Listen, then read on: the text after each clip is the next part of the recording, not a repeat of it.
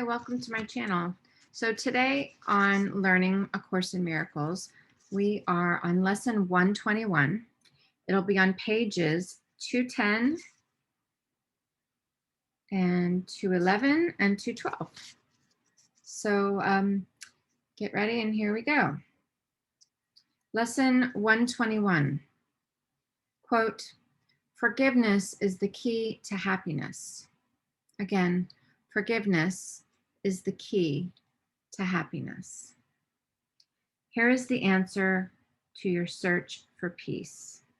Here is the key to meaning in all the world that seems to make no sense.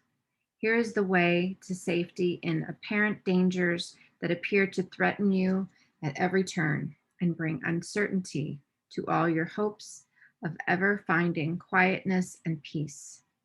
Here are all questions answered. Here the end of all uncertainty ensured at last.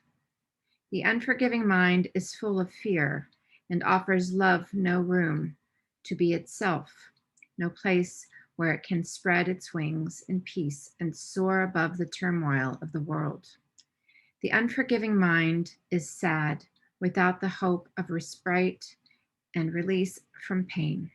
It suffers and abides in misery, peering about in darkness, seeing not, yet certain of the danger lurking there.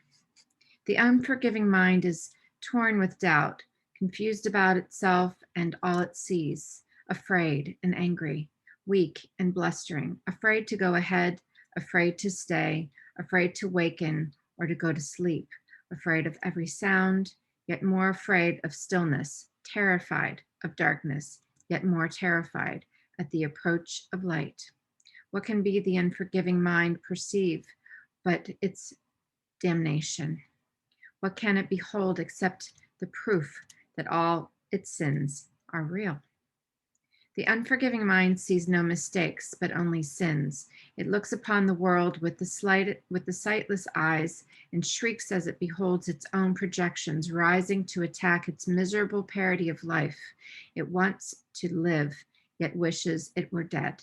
It wants forgiveness, yet it sees no hope. It wants escape, yet can conceive of none because it sees the sinful everywhere. The unforgiving mind is in despair without the prospect of a future which can offer anything but more despair. Yet it regards its judgment of the world as irreversible and does not see it has condemned itself to this despair. It thinks it cannot change, for what it sees bears witness that its judgment is correct. It does not ask because it thinks it knows. It does not question, certain it is right. Forgiveness is acquired. It is not inherent in the mind, which cannot sin. As sin is an idea you taught yourself, forgiveness must be learned by you as well, but from a teacher other than yourself, who represents the other self in you. Through God, the God of your understanding, a higher power, you learn how to forgive the self you think you made and let it disappear. Thus you return your mind as one to God, who is yourself and who can never sin. Each unforgiving mind presents you with an opportunity to teach your own how to forgive itself. Each one awaits release from hell through you and turns you, imploring for heaven here and now. It has no hope, but you become its hope, and as its hope, do you become your own. The unforgiving mind must learn through your forgiveness that it has been saved from hell. And as you teach salvation, you will learn. Yet all your teaching and your learning will not be of you, but of the teacher who was given you to show the way to you. Today we practice learning to forgive. If you are willing, you can learn today to take the key to happiness and use it on your own behalf.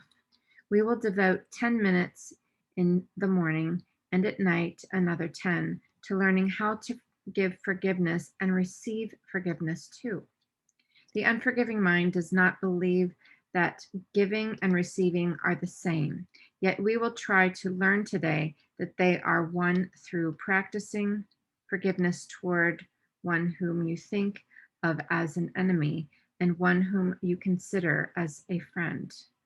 And as you learn to see them both as one, we will extend the lesson to yourself and see that their escape includes yours. Begin the longer practice periods by thinking of someone you do not like, who seems to irritate you or to cause regret in you if you should meet him or her or them. One you actively despise or merely try to overlook. It does not matter what the form your anger takes. You probably have chosen them already. They will do. Now close your eyes and see them in your mind and look at them a while.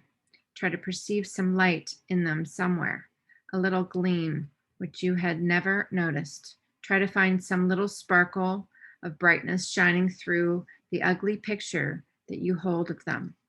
Look at this picture till you see a light somewhere within it, and then try to let this light extend until it covers them and makes the picture beautiful and good. So look at this changed perception for a while and turn your mind to one you call a friend. Try to transfer the light you learned to see around your former enemy to them. Perceive them now as more than a friend to you, for in that light, their holiness shows you your Savior, saved and saving, healed and whole. Then let them offer you the light you see in them, and let your enemy and friend unite in blessing you with what you gave. Now are you one with them, and they with you. Now have you been forgiven by yourself. Do not forget throughout the day the role forgiveness plays in bringing happiness to every unforgiving mind, with yours among them. Every hour, tell yourself, quote, forgiveness is the key to happiness. I will awaken from the dream that I am mortal, fallible, and full of sin, and know I am the perfect person of God. Again, forgiveness is the key to happiness. I will awaken from the dream that I am mortal, fallible, and full of sin, and know I am the perfect person of God. Feel free to repeat this. I encourage you to do that so that you can go over this lesson and clarify for your practice. And I will see you tomorrow.